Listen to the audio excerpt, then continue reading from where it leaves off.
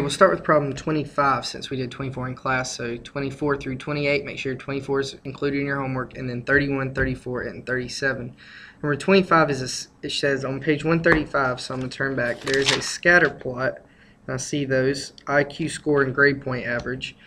Is the correlation for these data near -1, clearly negative but not near -1, near 0, clearly positive but not near 1, or is it near 1? Explain your answer. So the shape, and then basically you're telling how strong it is, whether it's near 1 or not. So pick one of those 5 choices. Part B, figure 3.6 on 136. So turn the page. You see calories and sodium. It says it shows calories and sodium. Is the correlation here closer to 1 than the last one, or is it closer to 0? Explain your answer. Both of them contain outliers. Removing the outliers will increase the correlation R in one figure and would actually decrease the correlation in the other figure. Which one is which, and what happens and why? Number 26, if women always married men who were 2 years older than themselves, what would be the correlation between the ages of husband and wife? It says, hint, draw a scatter plot for several ages. So on the bottom of your scatter plot, draw the ages of women and just mark some ages. On the top of your scatter plot, draw some ages for men. Mark your ages. Like, let's say on the bottom on the x-axis, go from age 20 to age 30 for women. For men, go from go from 20 to 40 for women and 20 for 40 for men. And plot some points. So like if you were, let's say for instance, if you were 21-year-old woman, you would marry a 23-year-old man. If you're a 25-year-old woman, you would marry a 27-year-old man. So plot those points and then see what you think the correlation is, and help with that. Number 27, on page 138, it gives you the lengths of those 5 femur and humerus. We did that. So now in A, it wants you to make a scatter plot of those lengths. Explain why the value of R matches the scatter plot. So explain why the R value is what it is. All right. B, the lengths were measured in centimeters. If we change them to inches, how would R change? So what if we multiplied all those numbers by 2.54 and changed them to inches? What would happen to R? Would it stay the same? Would the correlation be different? Explain your answer and make sure you try it to know if you're correct or not. Number 28, strong association but no correlation. The gas mileage of an automobile first increases, then decreases as the speed increases. Suppose that this relationship is very regular and in miles per hour and miles per gallon. So look at the speed from 20 to 60. You see miles per gallon increases from 20 to 40, and then it goes back down. So make a scatter plot of mileage versus speed. Show that the correlation between speed and mileage is actually 0. Explain why the correlation is 0 even though there is a strong relationship between them. So do Lin Reg and get what your R is, and then explain why your R is so low. That should be easy because we talked about in 24, or we talked about what happens when it changes direction and stuff. So make sure to explain that though as good as you can. Number 31, how many calories? On page 138 again, where you're looking at the guessed calories and the correct calories. Make a scatter plot of that. Does it say? Let me check that. Yeah, make a scatter plot of that. Explain what then calculate R. So find your R value. Again, the calculator will do that for you.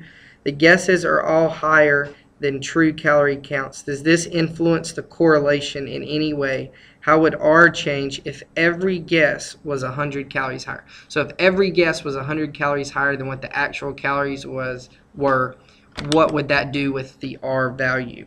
C, the guesses are much too high for spaghetti and snack cake. Circle these 2 points on your scatter plot. Then calculate R for the other 8. So take those 2 out of your list 1 and list 2, and then calculate R again. Explain why R changed in the direction that it did and what made the change in R happen. Go to number 34, teaching and research. College newspaper interviews a psychologist about student ratings of the teaching of faculty members. The psychologist says the evidence indicates that the correlation between the research productivity and teaching rating of faculty members is close to 0. The paper reports this as Professor McDaniel said that good researchers tend to be poor teachers and vice versa. Explain why the paper's report is wrong. Write a statement in plain language to explain the psychologist's meaning. So the psychologist says that the correlation between research productivity and their teaching rating is close to zero. The paper, however, reported it as that the professor said that good researchers tend to be poor teachers, and good teachers tend to be poor researchers.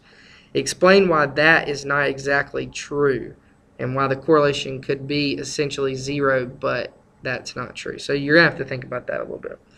Number 37, sloppy writing about correlation. Each of the following statements contains a mistake in it. Explain what is wrong in each one. A, there's a high correlation between the gender of American workers and their income.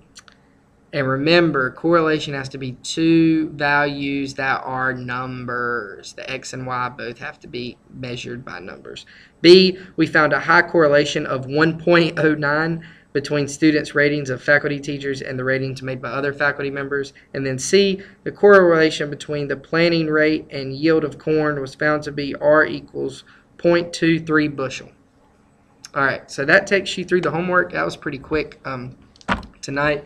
Also, Chapter 2 online quiz, bcs.whfreeman.com/TPS4E.